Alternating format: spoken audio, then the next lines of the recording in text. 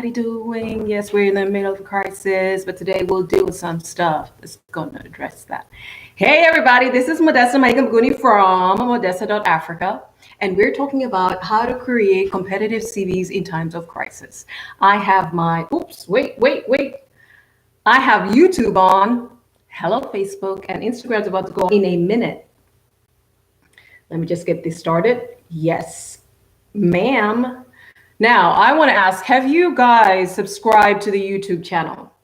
It is absolutely critical that you do, because I won't do this every single week. And you know this, right? I'm not going to be live on platforms every single week, but I will create videos and post them on my YouTube channel. So please, if you haven't already, go to Purpose and Excellence Academy.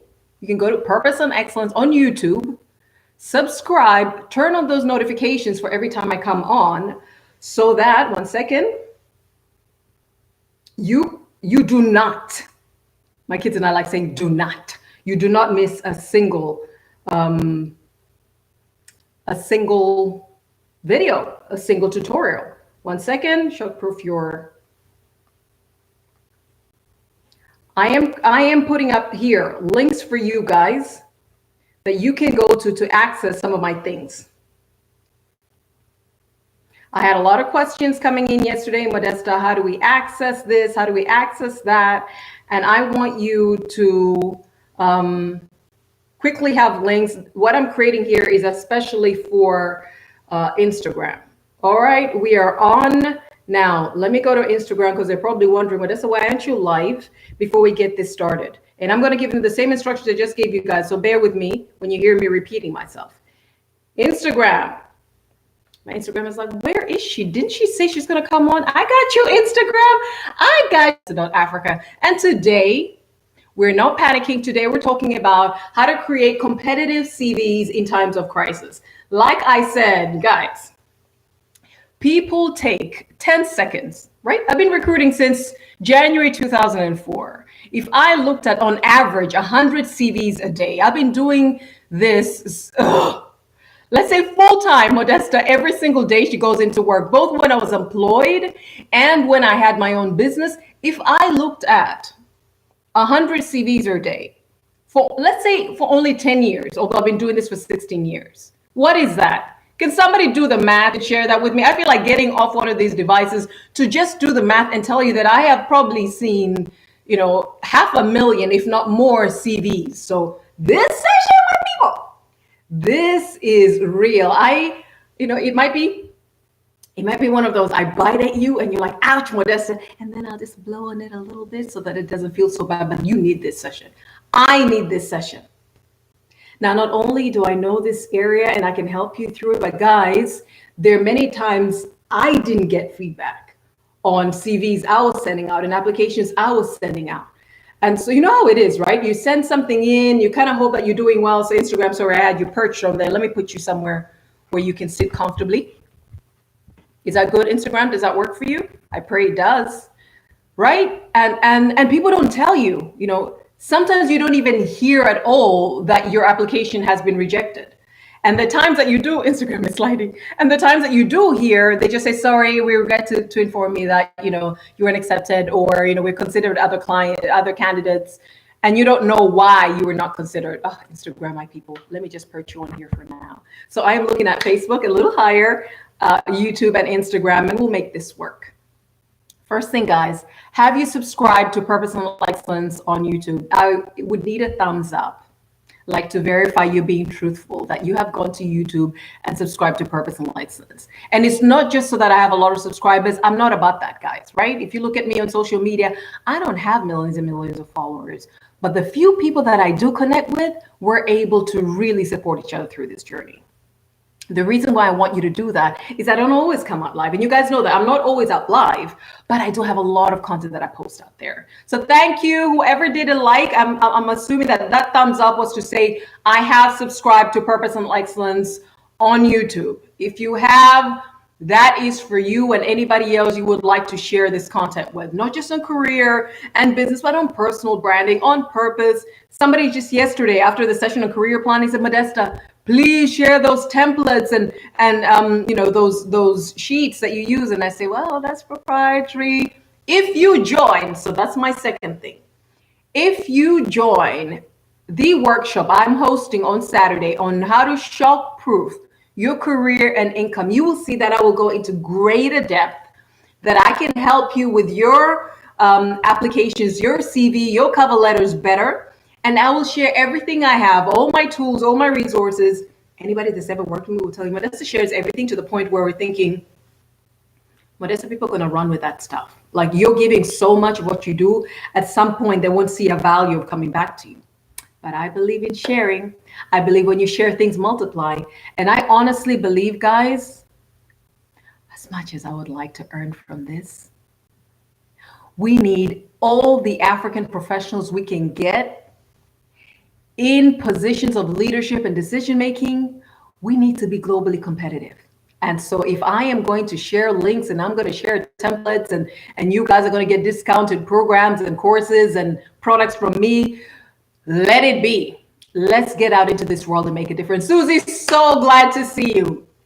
I was just sharing about how long, I've been looking at CVs, Susie, and I'm thinking if I've been doing 100 CVs a day, and not even in the 16 years, let's say in 10 years, I can only do the math. We're talking about, 500,000 upwards of CVs.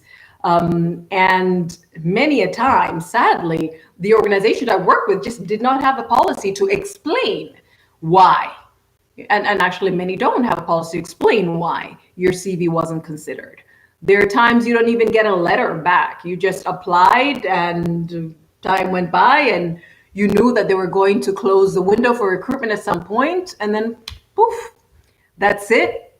And what we mostly do, guys, please give me a hands up if this is you.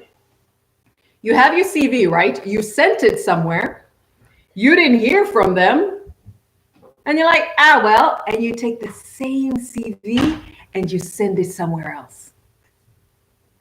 But what they didn't tell you, obviously, because you didn't get feedback, is the way you are expressing yourself, the way that you are explaining your capacity, your competitiveness for this role compromises your profile. It makes it look as if either you're unprofessional or you're incompetent, or maybe you just don't quite have the experience, which you just didn't detail it as they would be looking for. And so you take the same CV, which didn't get a response at all from someplace, to another place, yet another place. And many of us, and how do I know this? I know this because somebody, hey, look, I know this is your area, send your CV in quick. A lot of people are like, all right. And they will, they probably will keep quiet for a week. Why? Because they probably did not dust their CV since the last job. Truth or false? It is the truth. So let's get into this thing. Have you subscribed to Purposeful Excellence YouTube channel? Not just so that you guys, I can have a lot of subscribers. I'm not about that, but because I do have a lot of content on there that I don't come out live with. And the second thing is you can go to Purposeful Excellence purposefulexcellence.africa/shockproof. Purpose and excellence.africa/shock-proof.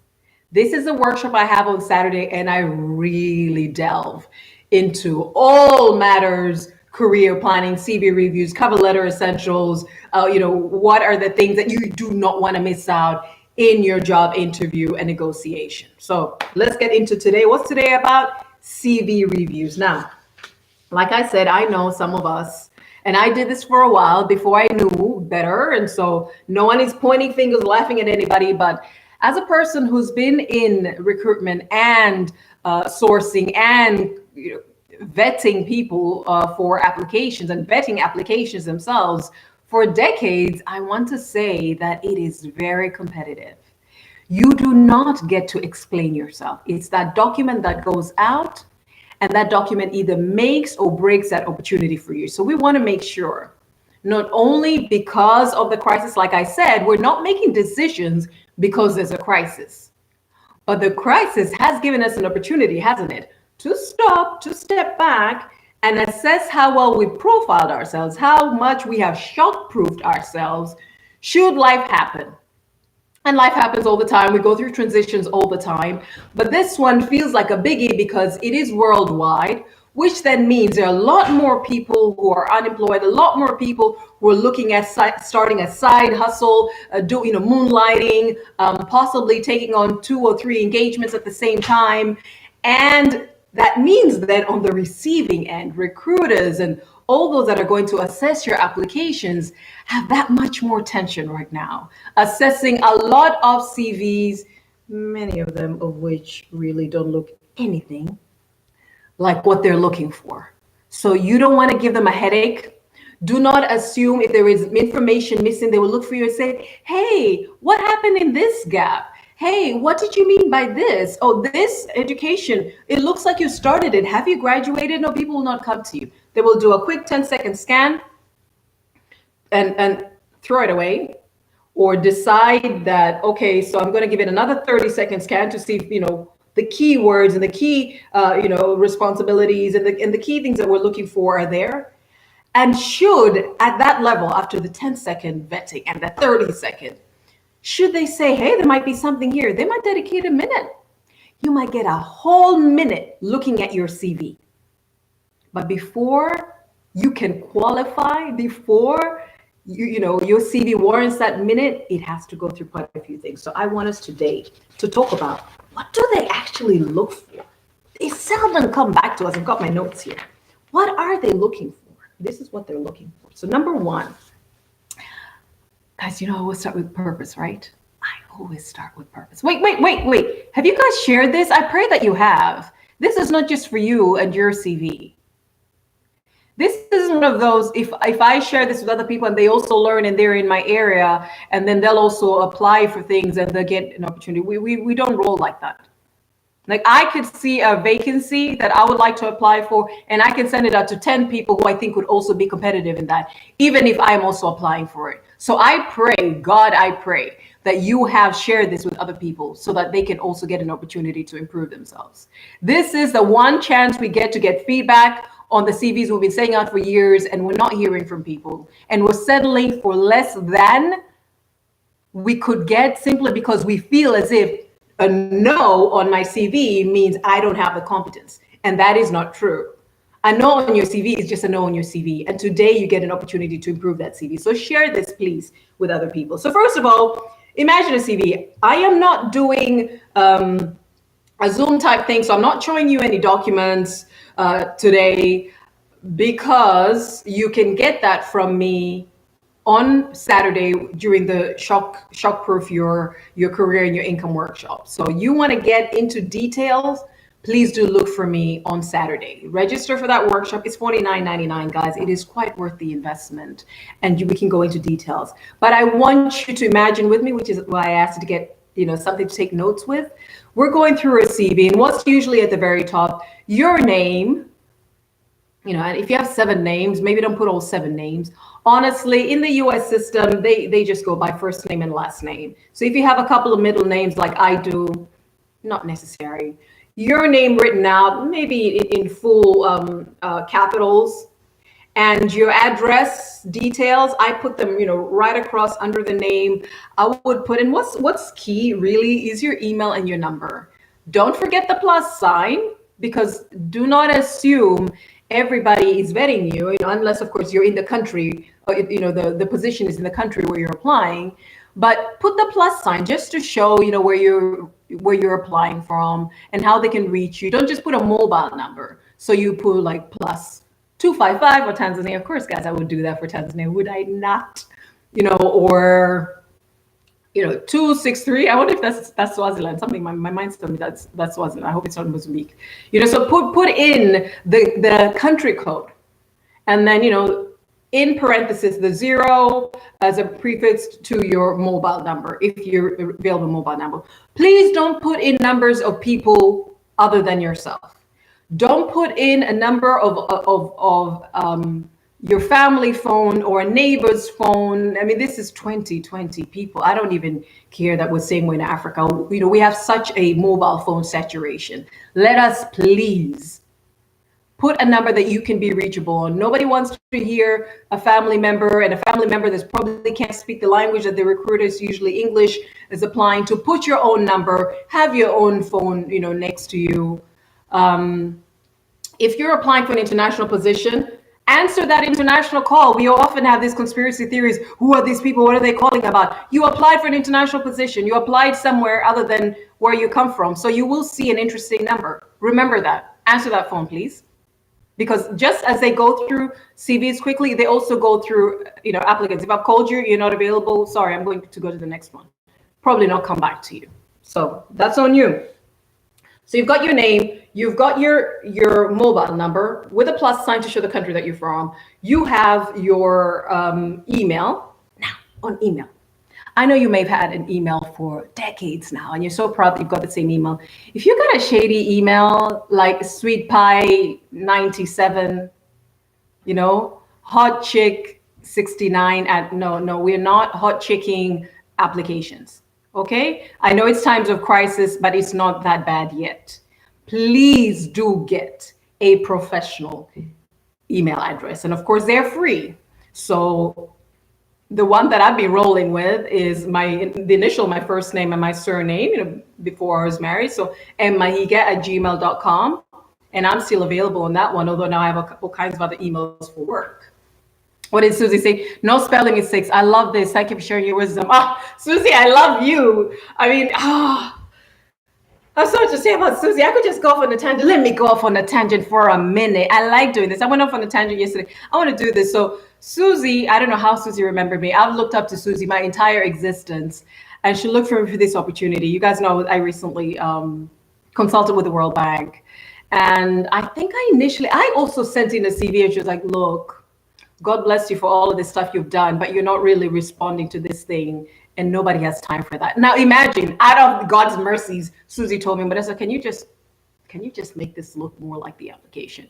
I would have had somebody saying, giving me that opportunity. She didn't tell me what to say. She didn't, help me cheat or whatever, but she was kind of like, you've been in HR for a minute, Modesta. Like, we're happy for all your experience, but nobody wants to know all your experience. And we'll actually talk about that when we go through this process. We're not going to write every experience we've had since we came out of our mother's womb. No, we're going to tailor our applications to the vacancy at hand. So you will put in what is relevant for them to see that you're just a top candidate for this role. That comes a little down the line. Now, yes, Susie said no spelling mistakes. Let's be serious, people. No spelling mistakes. And then now, I want you to think of the purpose of your CV. Did somebody think, well, there's a purpose in everything? Yes, guys, purpose in absolutely everything. Why are you sending this CV? So is this just a general CV that you want to put online so that when people are looking for people in your field, they can find you? Or is this CV very specific to a vacancy, whether it is solicited, they came to you and asked you to apply, or it's unsolicited, but it's advertised, and so you can also throw your hat in. When you think of the purpose of the CV, then you know what to put in. So let's say you just generally at this point want to have your CV online. You'd like your CV available, let's say on Indeed.com and Monster.com and several others. There are also local ones, Empower.co.tz, IKEA.co.tz. There's so many other, CVPeople.co.tz. Hey, people, shout out. If that's in Tanzania or wherever else it is around the world, because you will have a different CV if you just want to showcase your profile, but to do it strategic enough that they can see you fitting for the kinds of roles that you have in mind, bearing that you actually have roles in mind. Or if you're applying for something specific, you will tailor that CV even more. So I want you to think of the purpose of your CV. Why am I writing this CV? Do I just generally, want to have my profile out there so that people can contact me so I can see how competitive I am?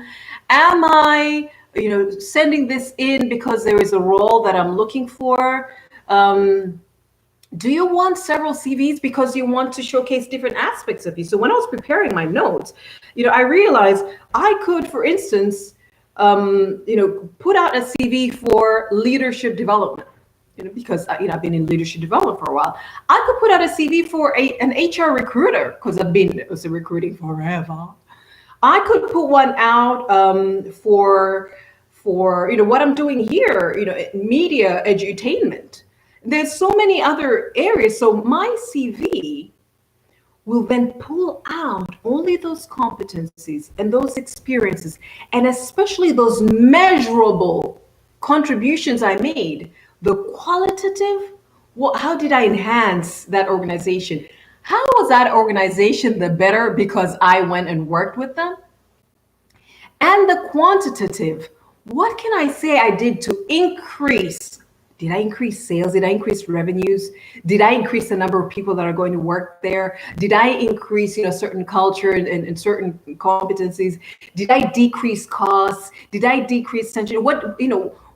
Can I quantify some of the things that I did? So it's key to think through, what is the purpose of this CV? Is it just a general application, but general in which area?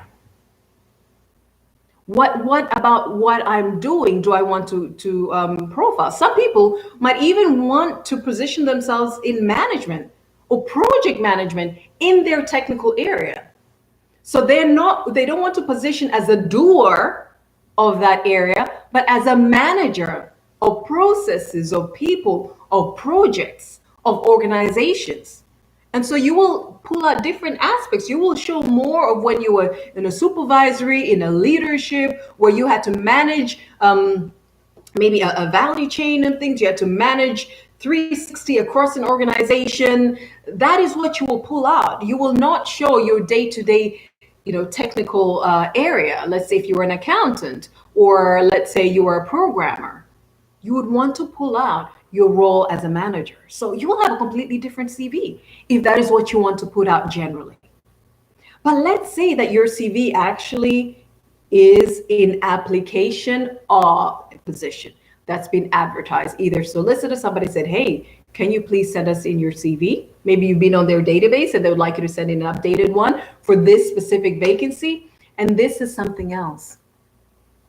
Guys, let's not be too grateful to have our names mentioned and just too thankful that we forget that it is a partnership. It is symbiotic. It is something that is mutual. They get your service. You get to have a place where you're able to offer your services. Thank you, my brother Ernest. A place where you get to offer your services and they remunerate you according to what you've negotiated. So somebody says, hey, there is this opportunity, send your CV. Well, be blindly, you're going to ask them, what is the opportunity? Do you have a job description?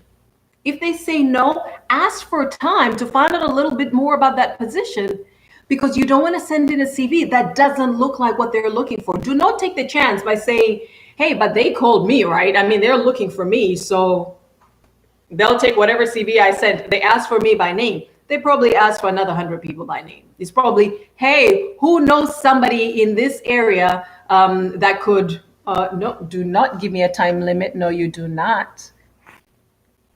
Facebook went on time limit. Facebook is back, right? So you want to ask, even if somebody says, hey, look, I was telling people how great you are and they want to get your CV. Say, wow, thank you so much for believing in me. Thank you for vouching for me. What is this role about? So that you can put your best forward, right? You can put in the best application. So don't worry about the fact that they look for me and who am I to ask? Who are you? You're the person who's going to be yoked with them, working with them for the next couple of years. You best know what you're getting into. And if you are applying at all, I mean, guys, who applies things just to try? Like if I'm going to bother making an application, it's because I'm serious about getting that thing. I want to get in. And so you want to make sure you send it as competitive a CV as possible. So ask them, thank you. Could you give me a job description? But if not, let's say it's not solicited and there is a vacancy, all the more reason for you to send in a competitive application. The vacancy tells you exactly what they're looking for. So now, let's say you get a job description and it says what kind of competencies, it says what kind of experience, what kind of education, in which areas. It tells you maybe even certifications that they're expecting you to have. It may even speak of experience, what level of experience, like if you had experience in this area, that would be great. If you had experience working with these, tools and software, that would be an additional thing. If it's a language thing, take note of all of these things so that you can consider your profile against their requirements. Don't rush through. Don't just look at the title and say, this is well within my, this is my thing. I understand this is your area, but please read every single word and every single line of that vacancy so that you can tailor your CV. And listen, let me just tell you right now, do not get tired tailoring your CV. You will be doing this till the time the Lord calls you home. We tailor CVs to every application. I do not know how many CVs I have, Modesta, right now. If you just yesterday, was it yesterday? I went to devex.com because devex.org, because people were looking at my profile, and I went to update it, and I think I have 5 CVs out there. I removed one, but I kept 4 because they point to, and the CVs have titles, they point to different areas that I would be interested in engaging in. Hashim says credentials is greater than experience. Your credentials greater than experience. No. They work together. We're going to talk about that in a minute. That's a very good question, Hashim. Very good question. No, people, I've seen many a situation where organizations might say either this, let's say a graduate degree maybe, or they would say, this specific degree or experience, this many years experience in that area. So they understand not everybody has a graduate degree. Guess what, guys? I don't have a graduate degree yet. Yeah, I don't have a graduate degree yet. I started and stopped several times. Long story for another day. Therefore, I get into situations, I get positions, I get opportunities because of my relevant experience in certain areas. So please do not count yourself out. The whole world is ready to talk you out of situations. Don't look at applications and count yourself out, but then don't also just throw anything in just simply because you're throwing something in to test. Don't stuff to test. You could do other things. If you're just going to apply for something just to test, don't do other things and make money out of it, or spend time with family, do other things. But if you're going to apply for something, you're going to put in the best application. Because if not for this, people could consider you for others in future. They would actually put your CV in their pipeline, in their database, so that they can consider you another time. You'd be surprised. Maybe you didn't get this one, and one day out of nowhere, like the ideal position comes in for the same people. You're thinking, oh, wow, I didn't thought that would come through. So don't, value yourself, my brother, my sister. We don't just throw ourselves out there. We don't just try life. We do life. We do life. Like you're gonna do the right thing, and you're gonna position yourself. You're going to esteem yourself well. You're going to esteem yourself highly for other people to esteem yourself highly, right? You esteem yourself highly to the very end. So if you're going to apply, you're going to send in your best application. Otherwise, don't apply. Do other things. My goodness, only 24 hours. You could sleep in that time. Thank you, Susie. Oh, no Instagram selfies or other photos. Oh, wow. Okay, so Susie's leaving, but she's saying, please don't send Instagram selfies and other photos. You know what? This is not even just for applications, but people do Google you real quick. Right now, let's say recruiters have narrowed down CVs of a couple of people.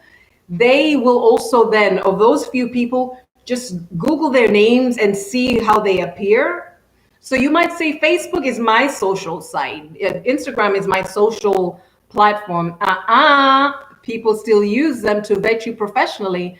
So first of all, CVs don't even need photographs. Did you know that? You don't even need a photograph for CVs. Just show up as you are. Nobody needs to know what you look like. And sometimes we send really shady pictures. So just save yourself. No one's going to assess you according to what you look like. No. And And then when you are on social media, and we'll talk a little bit about how you position yourself after you've done the CV, please put something professional. So that, because people will judge you, not because they're being unethical, because that's what people do. Judge. People will judge you according to how you present yourself, how you appear.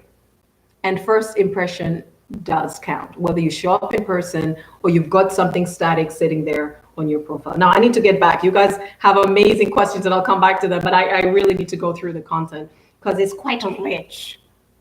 All right, you've done your name, you've done your address. What is really key is your email and your number. If you're going to put an address, people are still corresponding, sending documents across, it's got to be your mailing address. If your physical address is not your mailing address, then no need to put it there. No one's coming over to your house. But if that is your mailing address, then put that. Mostly you just want to get your email, a professional email, and your number with a plus sign to show the country you're calling from, and that 0 in parentheses before, your mobile number. And I would honestly recommend just give us your mobile number. You're not always sitting by your house phone, if you even still have one in this day and age. Let's say you have decided now this application is going to be, it's solicited. They're looking for people of my profile, and I can see the job description. This is what I want you to do. There are 2 things that I think are just so quick and beautiful. I'll add a third. Number 1, you can generally Google search, right? Do a web search of a position that is similar to that one. And you can search, put in the keywords of that position, and maybe you can write CVs. This is a hack. I'm helping you guys here. Or you can write job description. This is for whether something is solicited or it's solicited. Then you get to see CVs, and many of them are templates and they're free resources. Amazing HR personnel and organizations and recruitment organizations are put out there. So then you can see a CV for a position similar to what you're about to apply for. No, you do not cut and paste, people. I'm not out here helping you cheat. I'm helping you hack. There's a whole difference in between. What you then see is how and you might get several of this, how a person of that role, so what kind of qualifications, what kind of competencies, what kind of responsibilities, and also how they have expressed the kind of language, active adjectives, language that expresses their value add. Remember, people don't care what you have done. They just care that you have done what they're looking for, specifically what they're looking for. And that you were able to make a difference. Nobody is looking for seat warmers, and we will find out after coronavirus how much that is true. People are not just looking for, warm bodies to go and warm up seats. They're looking for people who can show that they have done it somewhere else before. They made a difference to that organization. Therefore, they have done it somewhere else before. They made a difference to that organization. Therefore, believing that they will do it with us as well and will make that difference. So when we're learning as recruiters, guys, bear with me. This might seem like it's long-winded, but I'm also telling you how recruiters think, right? So I'm giving you the inside scoop. This is what we're told when we're looking at competencies, that somebody actually has the knowledge, the skills, and the attitude. Oh, yeah. The knowledge, the skills, and the character, the competence, and the connection with other people to be able to do this job. People ask, so have they done this before? So we're scouting CVs to see if you have done this before. Have they done this recently? That means it's still in them that they're likely to do it. Have they done it frequently? Because if you've done it frequently, surely by now it's second nature, right? It's become a habit to you. So we're looking for that. So don't just talk generally about the area. Your general competence is undisputed. It's going to show. Sometimes just by looking at the title of somebody's previous role or maybe their current role, You know, with recruiters who've seen enough CVs from enough industries across, from entry level all the way to senior management and board, just by seeing a title, they don't vary that much, guys, across organization to organization. Just by seeing a title, people already know what you did. So stop telling us your duties. Don't tell people what your job asked you to do. Show people the value add you brought to that job. Show by something that they can measure how much you qualitatively or quantitatively made a difference. And they have the number of years of experience, maybe, that's material. But they have proven themselves before. They're able to bring these kind of savings. They're able to restructure, and that brought greater efficiency. They're able to increase revenue. They're able to, reduce maybe attrition of people leaving. They're able to do, you mention those things, and they will say, if they did it there, and if they did it that that often or that long, and if they did it that frequently, then it means that they will do it now. Go and do your search. Find out CVs that are similar to the position. Look at, similar job description, what they're asking for, and then start tailoring your CV to use that kind of language. So there's something that gets to me. I don't know why it gets to me. It's just a Modesta thing. Don't write, I managed to. Managed to sounds like it was such a feat, and somehow at the end you just came through by the skin of your teeth. No. You can actually search for the kinds of adjectives, the kind of language, the words you can use depending on the field that you're in, that really shows. So things like spearheaded, oversaw, transformed, catapulted, generated, these action words that actually show you as a doer and a shaker and a mover of things. This is the kind of language you want to use. If it's an analytical role, you want to use language that is related to that area. If it's a creative role, equally so. If it's a management leadership role, as well. The second thing you can do, I don't know, guys, by show of hands, who here is on LinkedIn? Please, my paper, don't let me down, Are you on LinkedIn? I pray so. I need my LinkedIners. If you're not on LinkedIn, this is a free one for me. Go to LinkedIn today and sign up and put your profile. I talk about how you can really distinguish yourself on LinkedIn at the workshop on Saturday, guys. purposealigned.africa/shockproof. And you can sign up to this amazing workshop that I'm going to host on Saturday. That is just $49.99. But anyway, let's get back to today's session on LinkedIn. You can go to LinkedIn and you can search by, I wrote it here, either the profession, you can search by the skill that job description asks for, right? That industry, that area asks for.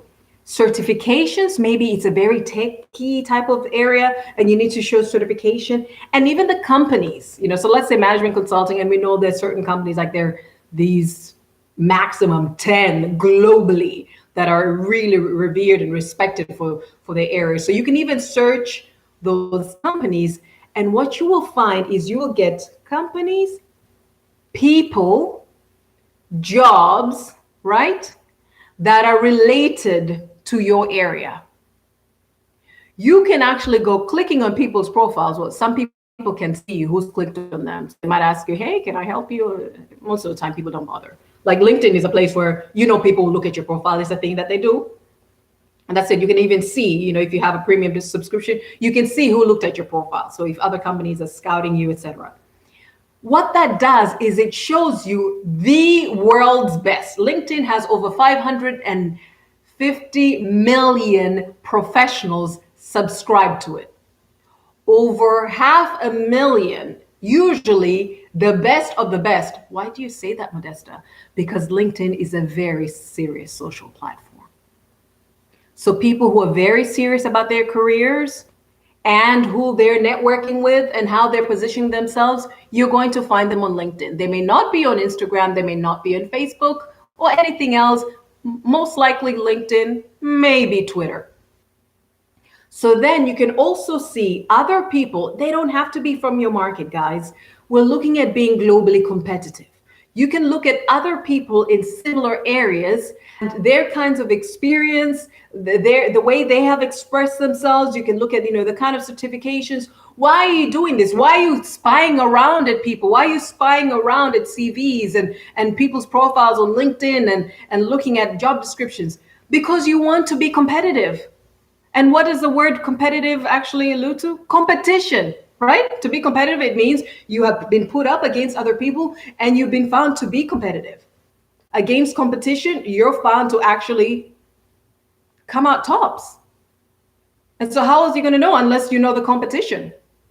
And LinkedIn is a great place to do that. Not so that you get overwhelmed, because listen, we're all still growing. I'm still growing. Oh my goodness, I have a lot of growing. Ugh.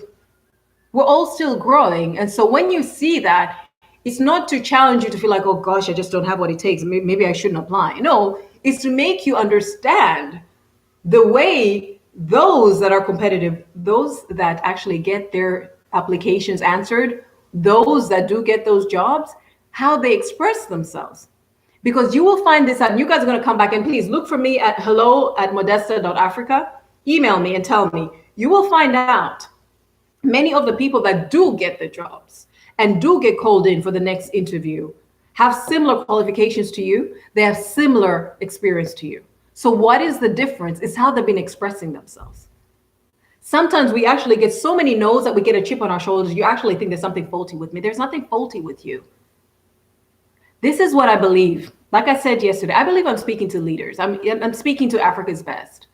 And so the question isn't whether you're competent. It isn't whether you're able to do the job. It's the fact that you're not communicating that well. You're not giving that impression, and nobody has the time to come knocking on your door and ask you. Very few people have other people who can vouch for them. Or sometimes maybe they see their profile and they see their work when they're doing a web search, and they say, look, I can see that this person's really got something going on. I don't know why their CV doesn't match with them. Let's give them a call.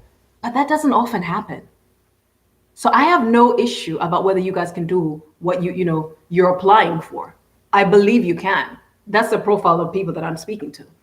It's just how you're communicating that. So you do that web search, you go to LinkedIn and you do those keyword searches, and you will get to see both job descriptions and CVs and the way people are communicating their profiles in your area.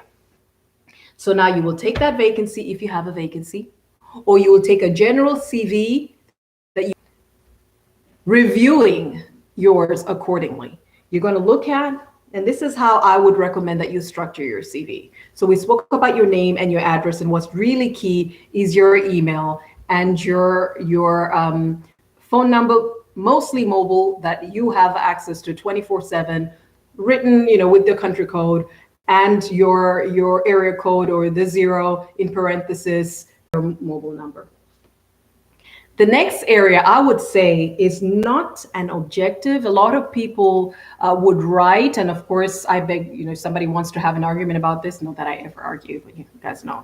Anyway, you could have somebody else would have a different opinion, but don't put your objective after the address, because sometimes it comes out a little presumptuous. By writing objectives, it's saying what I'm hoping to achieve coming to you, what I am hoping to gain from you. And so sometimes it doesn't sound like a person of service. It kind of sounds like, look, I've done this, I've done that. I'm kind of hoping that you guys will be, my next chapter, and you're going to give me this. It sounds like it's all about me, and my career trajectory. Although, it is, right? Like from yesterday, from career planning, this is about you and where you want to go in life. It's about your purpose, but you're not communicating that. So rather than having an objective, I would say you have a profile. And I was thinking through what I would recommend for you to write on that profile. So after your name and your address, put in your profile. And this is what I would like you to esteem it. It's like a mini bio on top of your CV. I wouldn't say more than 3 lines, honestly, and 3 short lines, guys. I don't mean, with commas and commas and commas. It shouldn't be seen to be more than 3 lines. And have, so your professional expertise, your seniority. So let's say a seasoned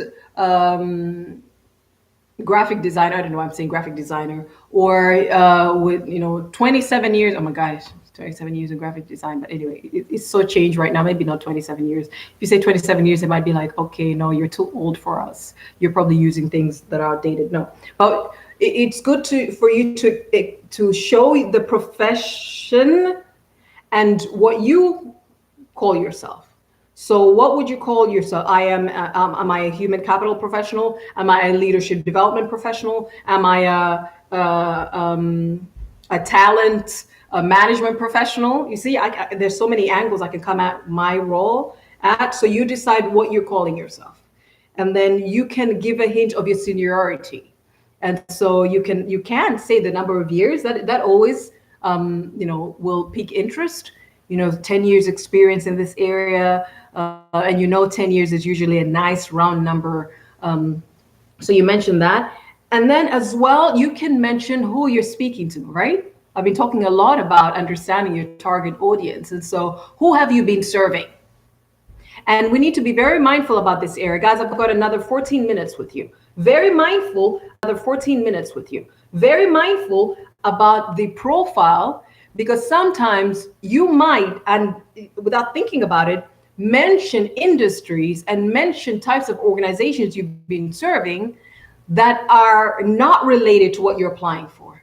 And so now you just went out and said too much. You went out and said, I have the experience, but not in your industry. And sometimes people say, okay, well then I'm happy you have the experience, but we really need it to be in a relatable, industry. Some may not care. So be mindful of that. If you're addressing people in a completely unrelated, people are just looking for somebody with financial services industry factoring, and you're talking about civil society, well, they'll be like, I don't think you'd get it. So be mindful in your profile, how you're expressing, so maybe rather than expressing the industry, you might want to express the type of organization. So you might say mid and large size, or you might want to say, working with, consulting for the, top 25th percentile of employers. So, find a different way rather than mention the industry when it's not related to what you're applying for. Find another way of showing that you have great experience as a professional in your area. You have seniority, sufficient seniority, or even more than they're looking for. Maybe not too much more. That's another topic for another day. We'll do that in the workshop on Saturday. And the third thing is, mentioning kind of, revenues that they've, or the kind of budgets that they've handled. So people be like, oh, so, handling a, $3 billion budget. People are like, what, $3 billion budget?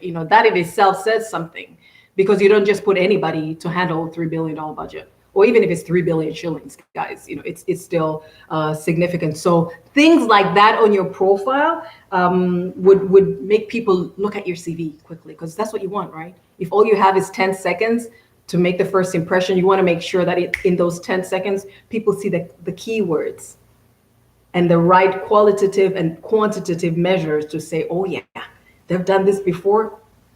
They most certainly will probably do it here as well. Is this helpful, my people? Because I'm out here just going out, giving you my own. Yes. Yeah, I pray it is. Moving on. All right. So then you have your profile nicely put down. You may, in this area, especially for those positions that want to know you have specific competencies they're looking for, that they have written them down in that vacancy, and therefore if you could display you have those, that would be great. People have another section that is either the competency or skills, or somebody might even entitle it highly skilled at, and mention competency areas. And so, maybe I have management consulting, I have strategic planning, I have leadership development, I probably sometimes write transformational leadership development, I have talent management, I might have, something related to media, so I will put in these large general competency areas to show that, expect to get the value out of these competencies in your area. So if they've solicited it, it's good to actually mention it. But even if they haven't solicited it, You know that this role and this organization would value these kind of competencies. So write them down, front and center for them to see. Then let's say we're moving to, what did I write here? What did I write here? Aha. You guys may ask, so where do I put my education? So this is the thing. I would recommend that you put your education at the bottom, and I'll explain. Not at the very bottom, I'll explain. If you are seasoned, let's say you have over 10 years experience, you probably have a graduate degree. These people are not emphasizing so much the education, which actually, Hashim, people don't as much these days, as much as they do relevant experience. Then you want to quickly get to the juicy part, which is your relevant experience. Especially if your education please don't beat me up, guys, I'm trying to help. Either you don't have a graduate degree, like Modesta here. You see, no shame. I don't have a graduate degree. I have a Bachelor of Law degree. But I am an advocate of the High Court in Tanzania, so I have that. Or what happened to my Facebook? Facebook's acting up. Do you know that? Facebook's had it with me. Moving on, Facebook, what happened? I don't know. It disappeared. Or, so either if you don't have a graduate degree, or you come from, you got your certification from an institution that could be questionable to those that are applying. To those that are vetting your profile. So this is a sad fact, but there are some institutions that will get people to say, oh, that is a respected organization. So if they got their degree, their certification, whatever from that institution, we know they have really quality education. Now, you do not want where you got your certification to hold you back, right? You do not want that to work against you. You want, Facebook guys, you want people to really esteem you, and you want people to vet you according to the merit of what you were able to do so far and you would do for them. I need help out here with my Facebook. I would recommend that you put your education after your relevant experience, actually preferably even after other service experience, whether it's board, whether it's volunteering, services, and you can put your education before your references. So moving quickly to your relevant experience, do not put every experience you've had since you came to Earth. Please only put relevant experience. Even if you did really well somewhere else doing something else, if it's unrelated, you're just making recruiters go over and over information that they don't need to read and they don't have the time to go through. They do not have the time to go through that stuff. So only put what's relevant to that vacancy. What is a vacancy asking for? Tailor your CV to that. You have other things, God bless you. Maybe they will see it when they Google you somewhere else, but this is not the time. This is not the CV to showcase that. So only relevant, not your experience. Put the title relevant experience on your CV so that you remind yourself, only what's relevant to the vacancy, only what's relevant to the CV that I'm putting out in public. And in that, when you mention what you did, please don't put in your daily duties. Recruiters know just by looking at a title what the daily duties of that role is. So instead, show your contribution. Like I said, show how you're able to save or how you're able to increase something. Show how you change the culture, how you maybe increased, market footprint, whatever it is, especially where you can put a number to it. Numbers are always nice. A percentage, a statistic. These are really good. If you got an award, amazing. If you got an award for it, that would be really nice for you to mention. So qualitative and quantitative measures, those are always nice. So my dear Instagram, we might do a dance here because you're running out of charge, and I just charge you, and I pray that the charger behaves. Okay. And if you have any awards, if you have any recognition, if you're able to help the team through anything, those are really good to add. So this is what I do. I would have, so you have, your position, and the organization, the time, the time when you served, and maybe where that position was, and make sure when you communicate that you do it consistently. So if I have the title of my position and I have the organization and I have, or maybe the title of the position and I have the dates and I have the organization and I have a city and a country, then I must maintain that format throughout. We'll talk about formatting in a minute. And I would have, let's say, 4 bullets, just 4 bullets to show the contribution I made. Like, I wowed at this role, doing what's relevant to what that vacancy asks for, or what's relevant to what I'm positioning generally in the marketplace. And then I would have underneath, maybe in italics, I would put highlights. And my highlights would be those awards. It would be maybe I got a promotion sooner than I anticipated, which actually happened, or I got remunerated or gave a bonus, something or other, just so that they can say, hey man, this is really something. Not only do they just outperform everybody just as a daily thing that they do, just naturally, but they were recognized for it. So that's a big one. Now and then, I'm helping out, or my friends and I have started an NGO, these kind of things. Then you can maybe have another section called service, for lack of a better word. Hobbies, people don't really care about your hobbies, guys. I mean, unless like you're in you're in the Olympics and you're doing something major, or a national position, and you want them to know that you're this world-class swimmer. But nobody looks at hobbies anymore. People could not care less. So people watching TV, doing sports, and you look at this person, you're like, you do sports where, when, how? Now you see, now I'm getting petty, guys. Don't let me get petty. Just don't put hobbies.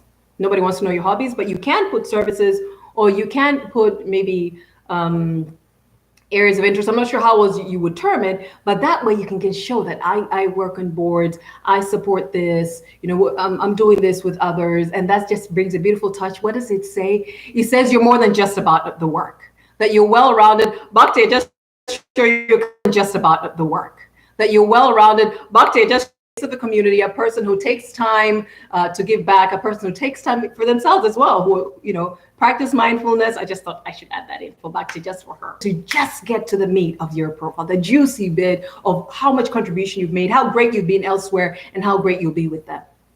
And then I want to talk a little to that area of service, where you're showing leadership awards, or you're showing where you've had board positions, or you've had these fellowships. I'm grateful for all these opportunities for these global leadership fellowships that I've been part of, that just by mentioning them, it gets people's eyes like, wow, she got to be part of that. You're welcome, Bhakti.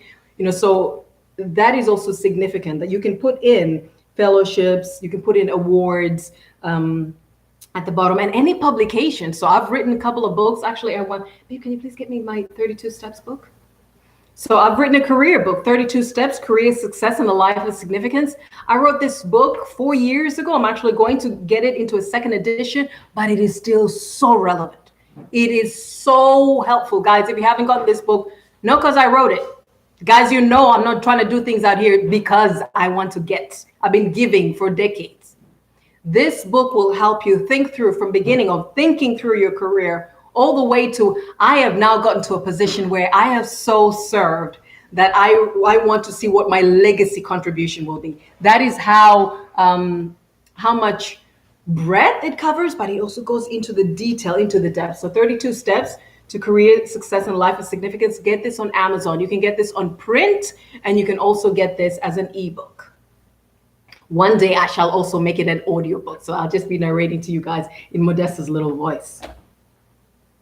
So then you've got those down so people can see, like, this, we're not playing here.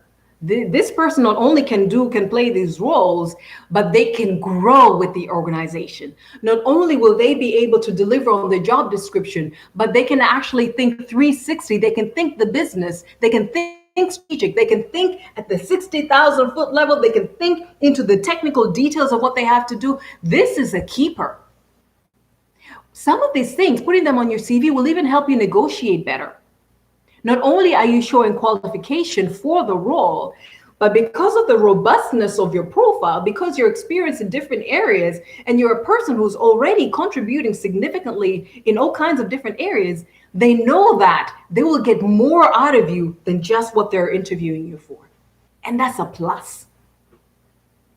Then references. Oh, my people, let's talk about references. When you write down your references, now, do you put them, do you not? A CV should not be more than 2 pages. In the US, they just want a 1-pager resume. So you got to work that thing. And of course, it shouldn't be such fine print that people can't see. It should be legible. So I'll show you how to do a 1-pager. I can show you how to do a 2-pager. Should you, register for the workshop on Saturday. So I would say, because people just don't have the time, put in your references right now. But make sure you choose references that are relevant to the role you're applying for. So I also have many, many different references. Okay, not many. My goodness. I don't have more than, 6. But I will put different references depending on what I'm applying for. Do not put too many academic references unless you're applying for an academic role that those references can really vouch for your character. Just the one. But 2 other references, because the maximum you need really is 3. The 2 others, they should be related to your field. Oh, Instagram said goodbye, but I'm going to start Instagram again. It's been over now, Modesta. You got to move. Bear with me.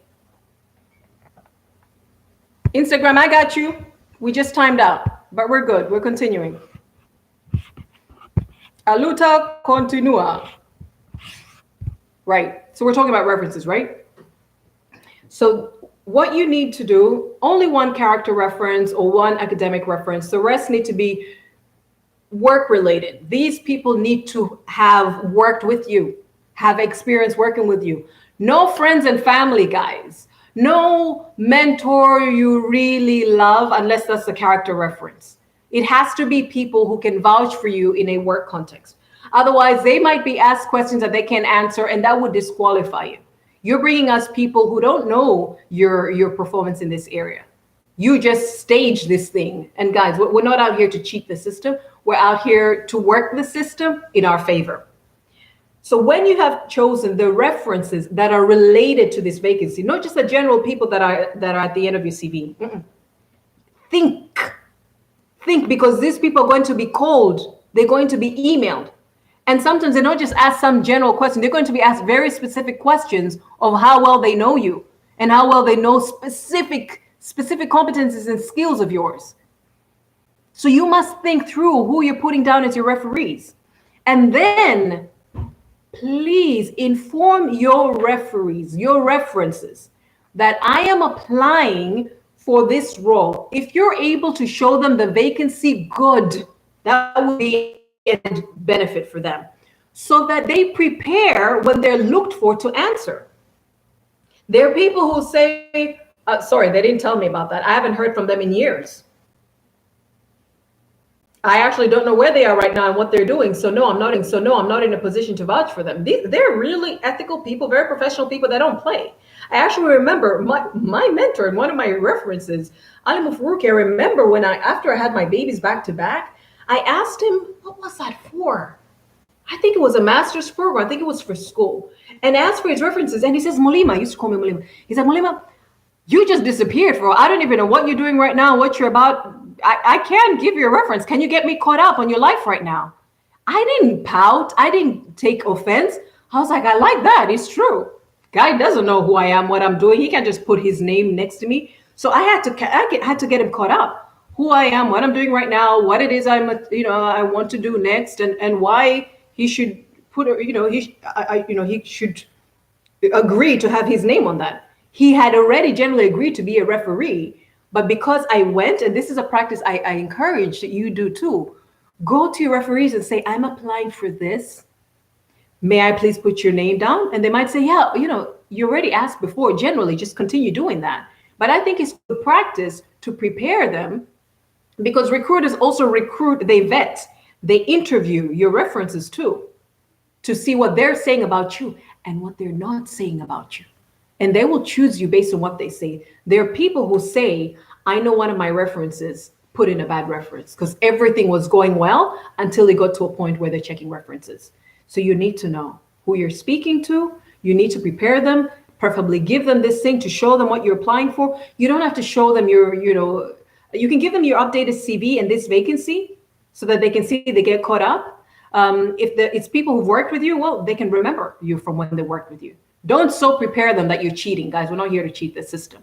But do not also just let them be surprised. Just out of the blue, somebody's asking them very detailed questions about you, and they didn't even know. They haven't heard from you in a while. They didn't know what you're applying to. They don't know what on earth to put their name and number and email to.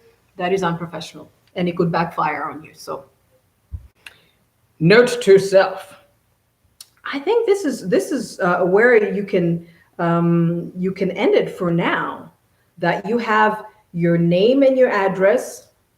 Please, guys, you must do spell checks. Let me assume this goes without saying. Doing spelling and grammar checks right now. These word processors, they do that all by themselves. You're not going to send the same CV. You're going to work it on a computer. You're going to work your cover letter on a computer. We're talking about the essentials of cover letters tomorrow. So spell checks, grammar checks go without saying. Use professional fonts.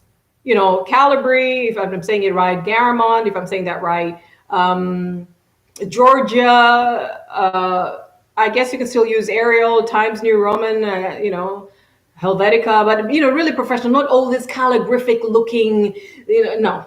And just use black ink. Don't get too excited. Unless you have great formats, hey, go to canva.com. I keep on talking about Canva. You can see all kinds of different CVs, professional formats that you can present your CV on. Don't get crazy colors. Just keep it to black and white. If you're just doing yours on Word, if you can design, maybe you might have a dark blue somewhere, or maybe you might have a gray tint somewhere, but not on the font. Keep the font black against whatever lighter background. No calligraphics, hieroglyphics, or any other effects. Just keep it simple. That should go without saying. Maintain formats all throughout. Maintain font size all throughout.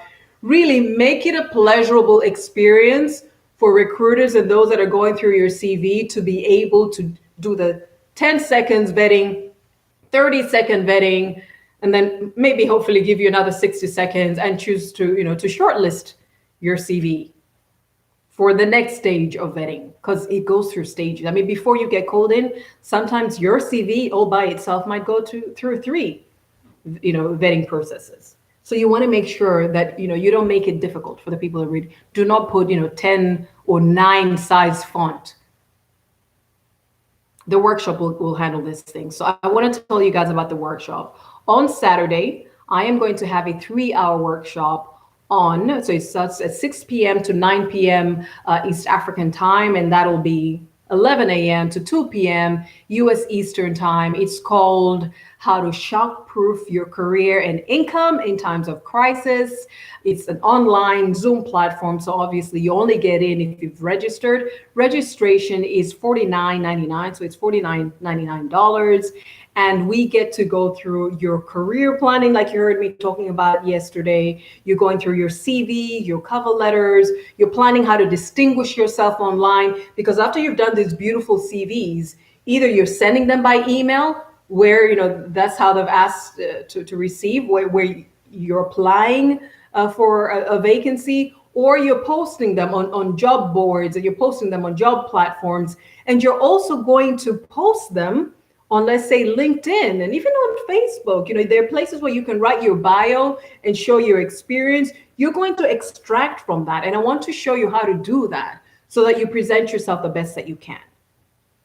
So if you're interested in really repositioning yourself, if you're interested because you've had application in one after the other not being responded to, yet you kept on sending the same CV over and over, and of course, doing the same thing over and over, you're getting the same result over and over, I'm here to help you with that. And this workshop is more than its money's worth, believe me.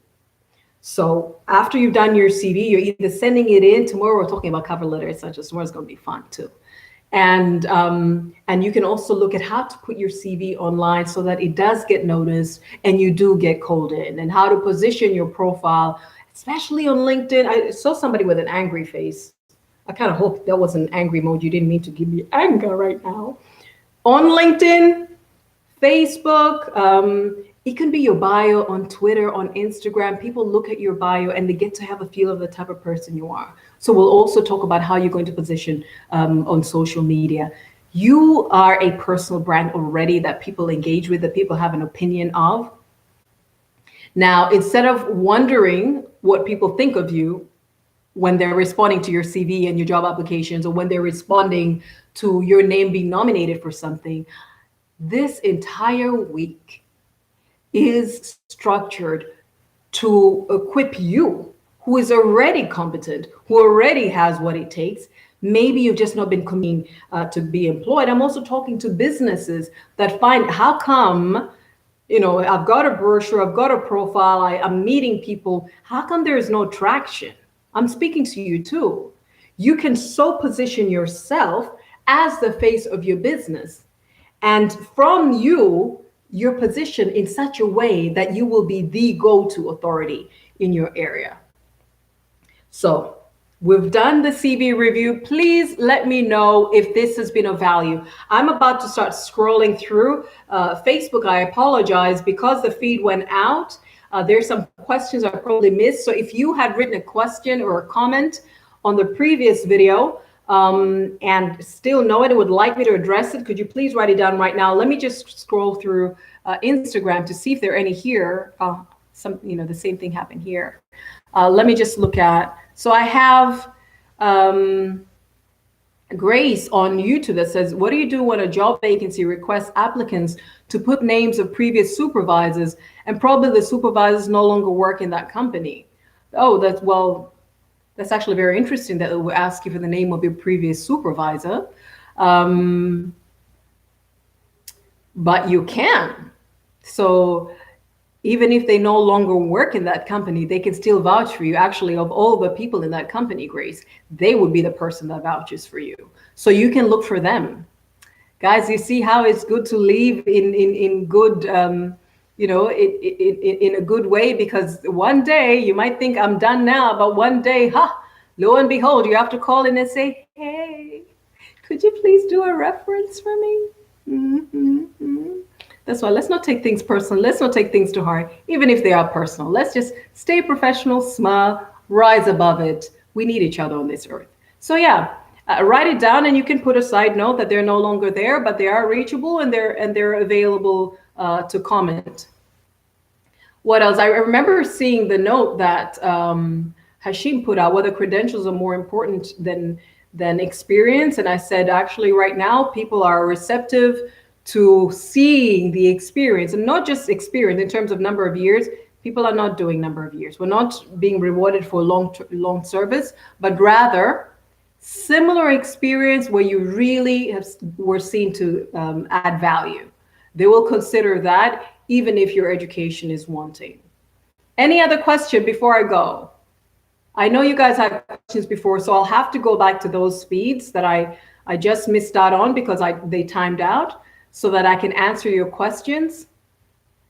But if that was, if that is it from you guys, thank you so much for engaging with me. Listen, please do go to YouTube. Go to Purpose and Excellence on YouTube and subscribe to the channel. Purpose and Excellence Academy will come up, and you can subscribe and turn on notification bells, because I don't always go live in this depth. But I have a lot of tutorials that I put out, guys, that I think would be of value to you and those around you. And this is something else that I ask. Please share, guys. Please share with other people. Don't let this remain with you. Share with other people that can benefit from this. I actually will, tomorrow I'm going to start something. I think I will give a great reward to the people who shared these videos the most, and the people that have gotten the most subscribers on YouTube. I will do something for you and your group. I'm going to articulate it better tomorrow. I really want us to get into sharing. I'm giving my all, and I won't reach everybody. You reach other people that I don't have access to. So I would like you to share this.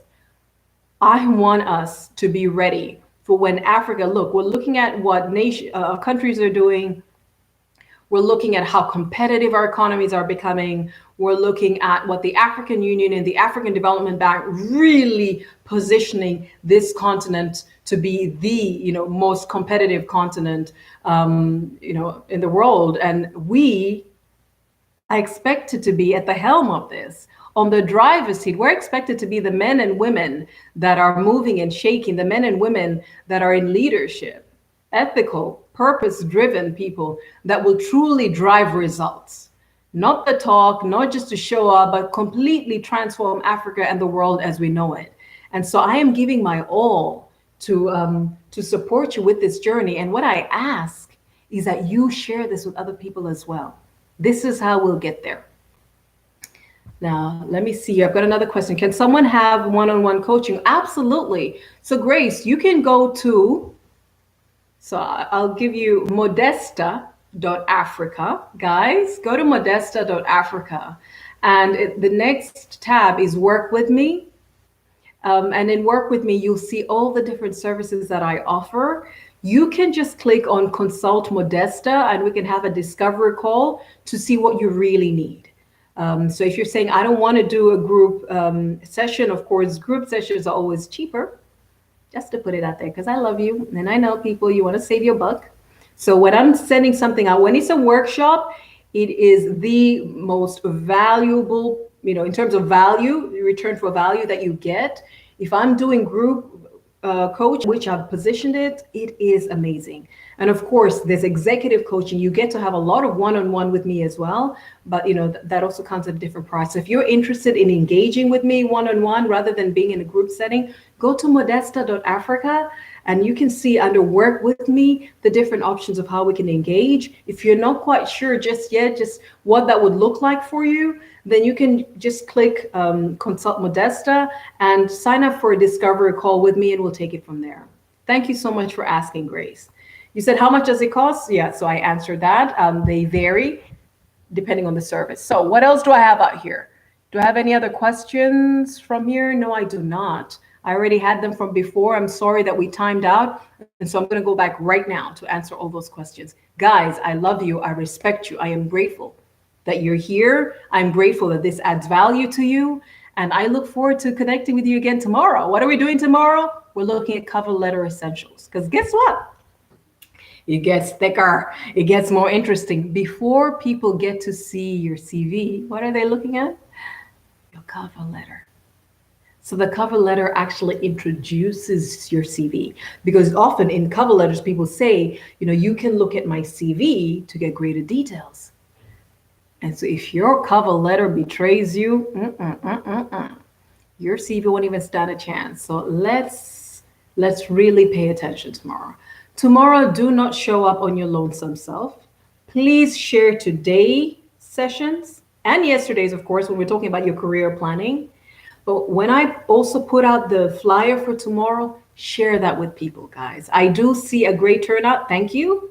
And I'd like to help out tomorrow as well, because I'm not going to answer these questions one-on-one after this. After this, I will nicely send you to my website where you can book a session with me, which will be paid.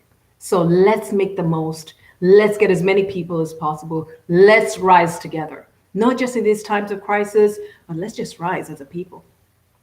Let's be globally competitive, and it will start with the way we're positioning ourselves in our cover letters, in our CVs, in our social media platforms, where we may not get one-on-one, opportunity to defend ourselves, to explain ourselves, to just people will read, people will see, take it at face value, and judge you accordingly. And let's not hope that they will judge favorably. Let's position it, let's design it that we present ourselves the best, and that people then, appreciate that and seek to engage with us. All right. Love you loads, Modesta. You have a lot to say. You gots to go. I gots to go, guys. Love you. Thank you. See you tomorrow. I'd like to know, are you going to be there tomorrow? Who's going to be there tomorrow? Ending stream. Look at me. I always do this on. You're welcome. You're welcome. Who said thank you? Oh, you're welcome. You're so welcome, Aninka. See you, Joseph and Grace and Bishop and I never get that Frankie. I am not sure. Who else? Bhakti.